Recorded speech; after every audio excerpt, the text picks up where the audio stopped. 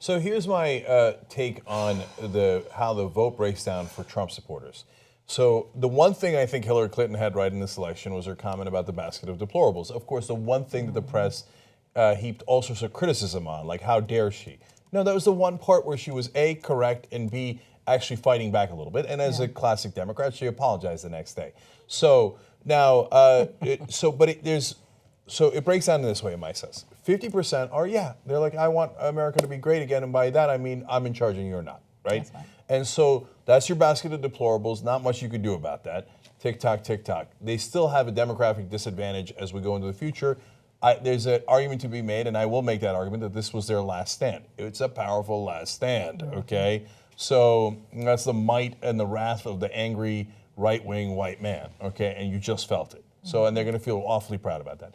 Half of Donald Trump supporters, which is what Clinton said, and I think she's right about this too, are just disaffected voters. And so they're angry that they got a job, minimum wage job at Walmart when they used to have a good job. They're angry that their kid isn't gonna have anywhere near as a good lifestyle as him, can't afford a house. How are they gonna afford a house on a minimum wage job? In the old days, they would have passed down their plant job to them. And maybe they were angry at the Democrats because they brought in affirmative action and their son had to compete for that factory job, and they didn't like that, right?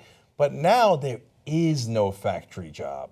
All there is the Walmart job. So they're angry about that, and so they got misdirected. Their anger got misdirected against the powerless instead of the powerful. Okay, so there's now another portion, which is the brick voters, right? I just don't like this, and I'm not a Republican. I'm not a Democrat. I'm an independent. I don't pay any attention to politics. I mean, if you're not a Republican or a Democrat, you don't pay any attention to politics, right? So, but those are the guys who are like, somebody hand me a goddamn brick, okay? Look, this is not working for me. I have no hope here. So I'm stuck in the middle of the country and I got no hope. Somebody hand me a brick. I'll go any direction. Now, if the Democrats had nominated Bernie Sanders and the Republicans had handed to Jeb Bush, the Democrats will never believe this, but I guarantee you that Bernie Sanders would have won, and easily.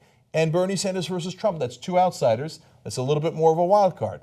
But Sanders, unlike Hillary Clinton, had a 15-point lead on Donald Trump. You know why? Because when somebody says, hand me a brick, you want to hand it to the guy who says, I'm going to get your jobs back, and I'm going to do it, and I'm pointing out to you the Wall Street guys who screwed you. They go, yeah, that makes sense, right? And the other guy says, no, I'm in bed with the Wall Street guys, even though I talk a good populist game, and I'm going to give tax cuts to the rich. Bernie Sanders would have just said, hey, no, what are you giving tax cuts to the rich for? You're going in the wrong direction. The guys who were handed a brick could have voted for Bernie Sanders, but you lost that 5%. And it turns out that 5% was the whole election.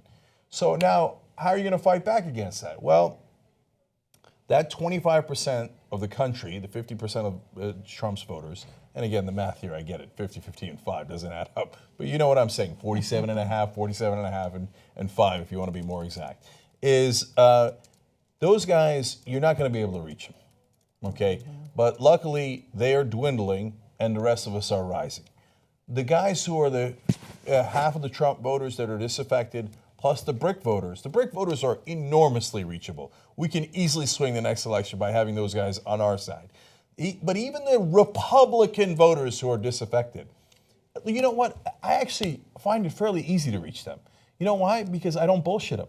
And so they say, hey, Hillary Clinton's corrupt. And I go, yeah, here, you should see my videos on the Clinton Foundation. They go, oh, this guy's honest. Okay, that's true, right?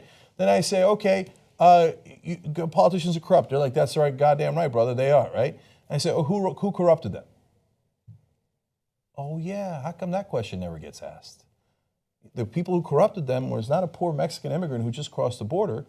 It was the guys who have all the money. It was the donors. And you know what they say? You're goddamn right, brother. That is right, okay? And even the guys who are mad at the Mexicans and the immigrants and all that stuff and the Muslims, et cetera, I go, hey, now who do you think, you say the system's rigged. That's right, the system's rigged. Who do you think rigged it? The guy who just crossed the border who has no power? Or maybe some guys that have a lot of power and a lot of money? And that's where that even the Republican voters, they pause and they go, huh, right? You think we can reach those guys? Goddamn right we can reach those guys because we're right, okay? And they know it. But you're not going to reach them by running a standard establishment pro-corporate party, which is what the Democratic Party is today. And that's why they lost today. You know who makes independent media possible? You guys. Because of you, we can actually do this show free of any outside influence. That's what makes us so strong. Become a member today.